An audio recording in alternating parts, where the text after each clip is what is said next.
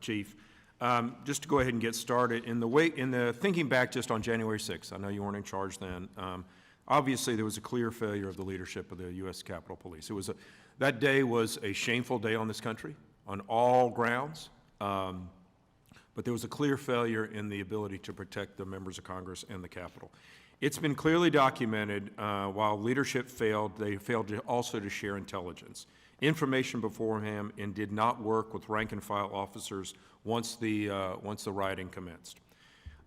Furthermore, the Democratic leadership turned down requests for additional resources and reinforcements in the days preceding January 6th. I don't understand why. It was conjecture. So let me ask you a few questions. When reviewing what transpired on January 6th, did the U.S. Capitol Police have a distinct chain of command in place for such a catastrophic event?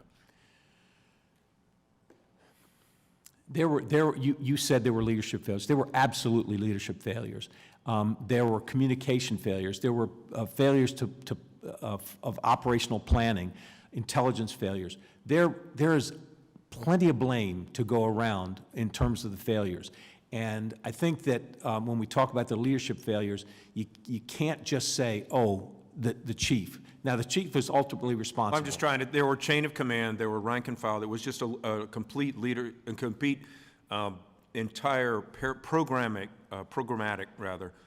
failure of what happened on that day. There were numerous failures on that day. All right, well, let me just ask, if God forbid there were to be a hijacked plane come into the Capitol or a major security threat, is there a chain of command in place for that? Yes, sir.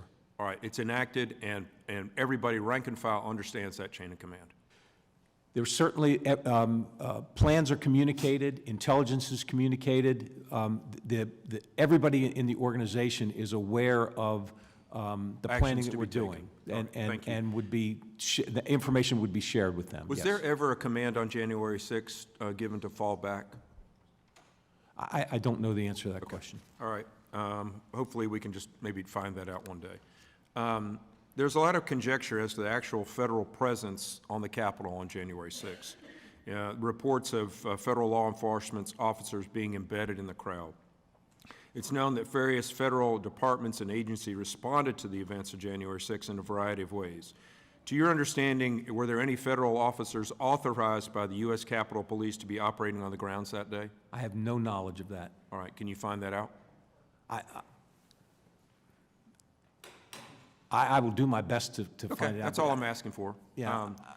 My focus has been looking ahead and fixing what was wrong. I know, but not to do that, we have to look back and analyze and see what went wrong. I think you need to look at the mistakes that were made and where there were failures. Absolutely. Absolutely. Let me just let me follow up with one other thing. The day before January 6th, there were a couple of live pipe bombs that were planted outside both Republican and Democratic national headquarters.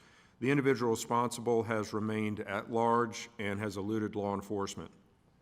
Have you or others at the U.S. Capitol Police been briefed on the current status of the FBI?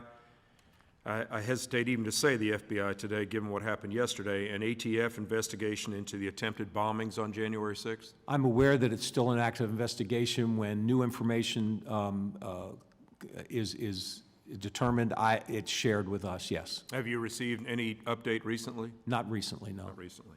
To your knowledge, any idea on who the targets of those bombs were? I don't know. Don't know. Okay. Mr. Chairman, I think I'm good. I'll yield back.